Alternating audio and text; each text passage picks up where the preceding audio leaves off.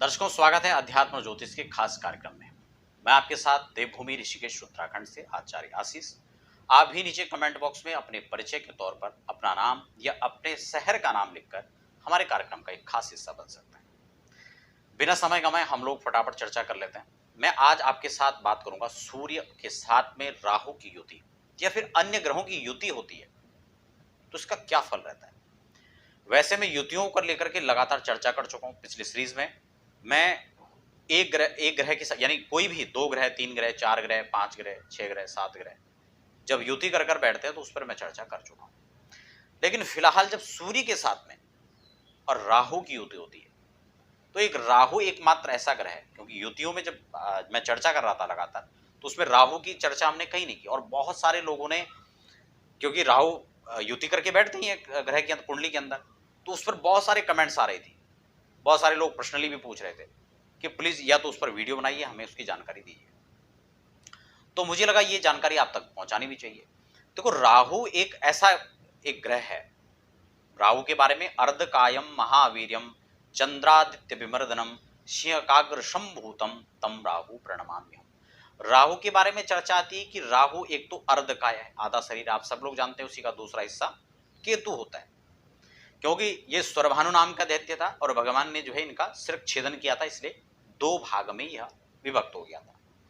अब आप समझ सकते हैं कि राहु एक तो 2 हिस्से में, राहु और केतु 2 भाग में है।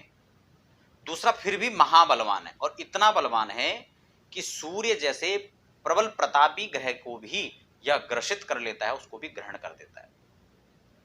और इसीलिए चंद्र ग्रहण सूर्य ग्रहण की भी जो व्याख्या है, परिभाषा है, वो भी इसी रूप में देखी जाती है। तो सबसे बड़ी बात यहां पर कि सूर्य जैसे ग्रह को भी ग्रस सकता है।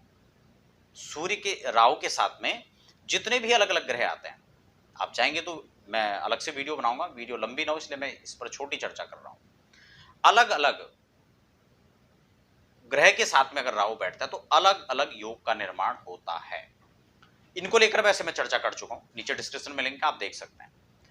तो यहां पर जब सूर्य के साथ में राहु बैठेंगे, कई लोग कहते हैं कि यह अंगारक योग हो जाता है, या सूर्य के साथ मंगल का अंगारक योग होता है। अब ये चर्चाएं थोड़ा अलग हो जाएंगी, मैं विषयांतर नहीं होना चाहता हूं।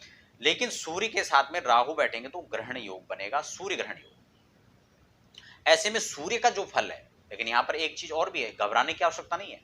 अगर सूर्य आपका यहां पर बलवान है कुंडली के अंदर, तो फिर ये उतना इफेक्ट नहीं करेगा जितना इसका दुष्प्रभाव देखने को मिलता है, वह दुष्प्रभाव नहीं मिलेगा। क्यों?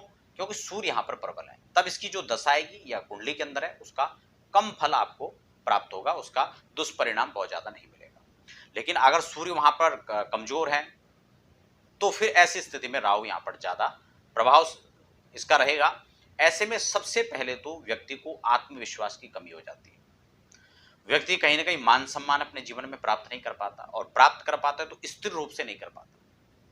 इसी के साथ आत्मविश्वास की कमी, पिता के साथ वैमनस्यों की स्थिति देखी जाती है। और साथ ही साथ ऐसे व्यक्ति कभी भी कुछ ऐसे डिसीजन जो है अपने जीवन में नहीं ले पाता कि जो उसके लिए आगे बढ़ने के लिए हो।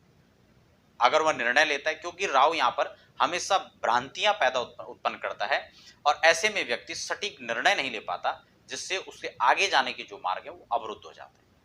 तो दर्शकों, ये बहुत सारी स्थितियां जन्म कुंडली के अंदर होती है जिनको देखकर निर्णय करना चाहिए, लेकिन सामान्य रूप से इसका फल था। आप बने रहें, हमें फिलहाल दीजिए इजाजत। धन्यवाद।